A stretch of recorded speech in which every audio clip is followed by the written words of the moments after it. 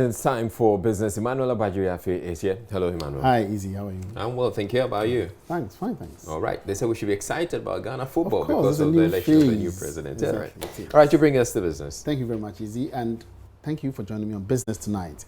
Deputy Commissioner of the Commission on Human Rights and Administrative Justice, SHRAJ, Richard Quayson, has stated that corruption is the reason for the increasing cost of doing business in the country. He was of the view that prices of products are being inflated along the procurement processes. He urged traditional rulers to use the powers to inculcate traditional values and ethics that frown on dishonesty, cheating, and greed among the citizenry. Richard Quayson made a statement at the National Anti-Corruption Action Plan engagement with the Upper West Regional House of Chiefs in Wa. Rafiq Salam reports. Deputy Commissioner of SHRAJ, Richard Quayson, stated that it is important for traditional rulers in the country to join the fight against corruption, which permeates all facets of the society. Corruption is estimated to cost African economies about $100 billion annually or even higher, according to recent reports. Richard Quayson, however, noted that the activities of corruption is projected to cost between 20 to 25% of Ghana's annual budget, which is more than the government's annual expenditure on education.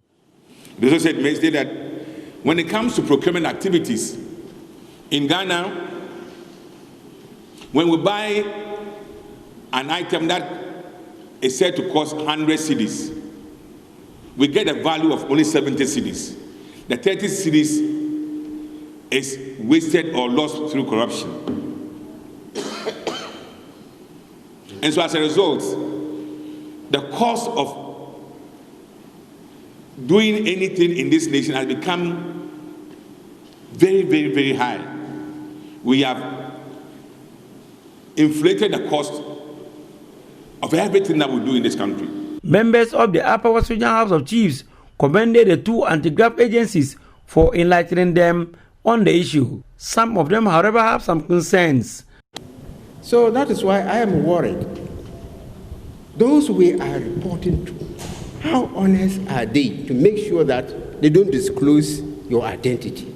We live with some of you people who are in the anti-corruption bodies, and we see your lifestyles and we see the properties that you acquire. And we know those properties couldn't have been acquired from your salaries. It's a fact. So that is the major challenge that we have. The watchman that is supposed to watch the property from being stolen ends up being the thief itself. So, Mr. Deputy Commissioner, what are the mechanisms for also checking those of you who are supposed to check us? Reporting for JoyNews, Rafiq Salam. Wa. The Tax Enforcement Unit of the Ghana Revenue Authority has continued its action to clamp down on companies defaulting on payment of taxes. The exercise, which nearly saw the closure of beverage firm Gihok Distilleries for owing the GRA 186 million cedis in return remittances, also saw other companies placed under lock and key for tax defaults. There's more in this report. First stop was Pasico, Ghana, a steel and building materials company located within the central business district of Accra. The company owed the state 4.8 million cedis in VAT.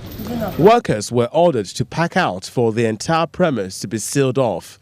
Head of the tax enforcement team, Nathaniel Tete, told the media a possible auction of the company's properties would be conducted should management fail to pay in 7 days. We've taken charge over the assets now. That's why we are locking up the place. So for now, the process has started. The Commissioner General, like I said earlier, has interest in it. So if they don't come, we have to auction.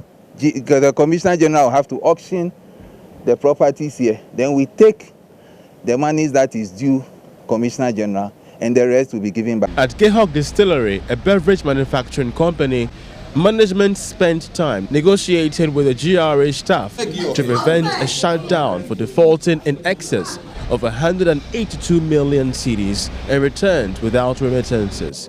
The company finally settled on the payment of 1.1 million cedis. Here's head of debt management for GRA, Michael Safa.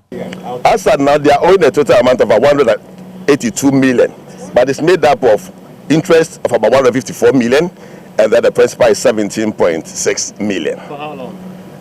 They've been running for about 2 years, and it's still ongoing, and so it's been about 2 years, and we'll be talking to them, and hopefully after tomorrow's meeting they'll be able to come up with a more acceptable payment plan that will be acceptable to all of us. The cocoa processing company was not spared in the course of the distress action, as it also owed in excess of 6.5 million cedis. The GRA also sealed off pollution to water company at Jowolu in Accra. You could see the yellow bandages being attached to the seal of the entire place, indicating the shutdown, the complete shutdown of the entire building. This is the instance of several defaulting companies across the country who failed to pay their taxes to the GRA. The distress action has become necessary as the GRA races to meet its revenue target of 45 billion cedis for the year of 2019. As of September 2019, the authority had collected 32 million cedis. Let's now have some other tidbits of business news in our local wrap tonight. The volume of mobile money transactions done across different networks reached 1 million transactions in September this year, the highest number of transactions recorded in a single month since the service was introduced last year. The latest figure compares to the 312,000 transactions in September 2018, representing an increase of over 250%. The update in the number of transactions was contained in the third quarter industry transaction report published by the Ghana Interbank Payment and Settlement Systems (GIPS). Ghana is at risk of a sudden petroleum supply crunch as the current main infrastructure for receiving refined petroleum products is yet to undergo major overhaul 13 years after it was installed. The equipment was due for comprehensive maintenance several years ago, but this has not been done despite obvious depreciation due to intense usage. The ease of doing business in Ghana has deteriorated marginally compared to last year, a new World Bank report has revealed. The World Bank in its latest ease of doing business report ranked Ghana at 118, representing a drop in 4 places in the previous year report.